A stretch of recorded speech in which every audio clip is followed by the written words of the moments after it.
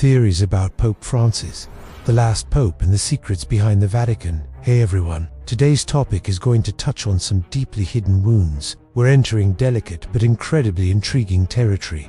The conspiracy theories surrounding Pope Francis, the Vatican, and the idea that he might be the last pope in the history of the Catholic Church. Buckle up, because this one goes deep. Since Pope Francis took the throne of St. Peter, a lot has changed. He's considered by many to be the most progressive pope in modern history, with stances on inclusion, the environment, economics, and even taboo topics like sexuality and politics. But that's also raised a lot of eyebrows.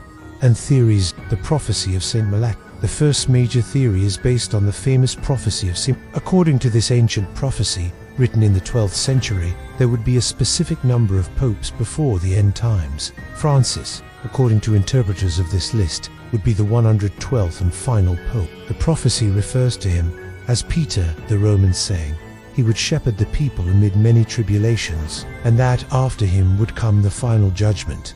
Coincidence? Or are we truly witnessing the end of an era? Two popes in the Vatican then there, as the strange fact that Pope Benedict XVI resigned, something extremely rare in the Church's history. He remained alive, and technically was still a Pope Emeritus until his death. That meant, for a while, we had two popes in the Vatican, one active, one retired. That alone sparked theories about a schism, internal conflict, and political manipulation within the Church. The globalist Pope.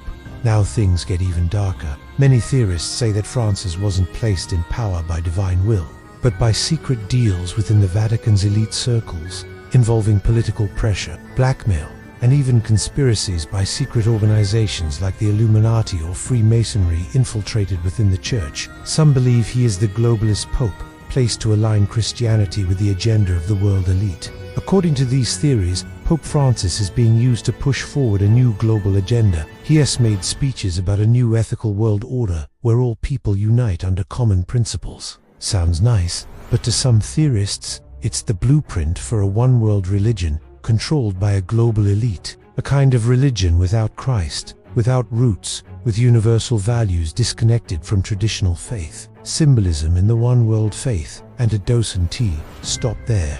Many of the Pope's speeches are seen as overly symbolic. In 2019, during an interfaith event in Abu Dhabi, he signed the document on human fraternity, calling for the union of all religions. The problem, critics say this waters down Christianity, and that the Pope is paving the way for a single faith controlled by hidden powers. Some conservative priests and bishops have even called Francis a heretic.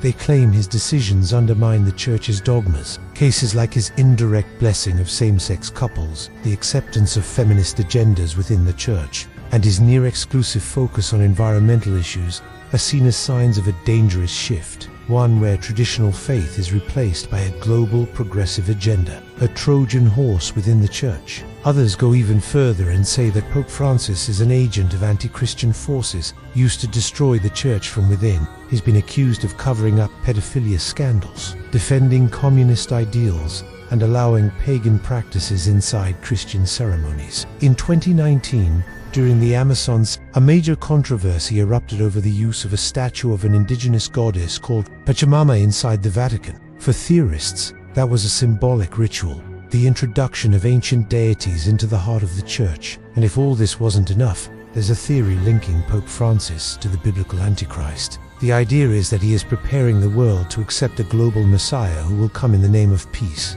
but who, in truth, would be the ruler of the New World Order, just as described in the Book of Revelation. This Antichrist would appear as a unifier, a diplomat, someone who earns everyone's trust, while secretly planning absolute control of humanity, the Vatican, and technological control. There's even a tech-based theory going around, that under Francis, the Vatican is supporting artificial intelligence, sustainable cryptocurrencies, and even a global green passport. This would be the first step toward full digital control of humanity, all with the Church's blessing. In events like the Vatican Hackathon, the Vatican itself hosted discussions on AI ethics and global surveillance systems. Coincident? The Pope, the WEF, and Klaus Schwab. And what about the Vatican's involvement with the World Economic Forum and figures like Klaus Schwab? Francis has already endorsed some of their ideas, like reducing global inequality through a new sustainable economic system. Sounds idealistic, But for theorists, it's the manual of the New World Order in full motion. A final question. So, between us, like friends talking over coffee, why is such a powerful spiritual figure so involved in political, environmental, and technological issues? Since when is the Church so concerned with blockchain, climate change, and artificial intelligence? I'm not saying all of this is true, but as good truth seekers, we have to ask, is Pope Francis really guiding Christian faith, or leading the world down a completely different path? Take this as a wake-up call and a serious reflection.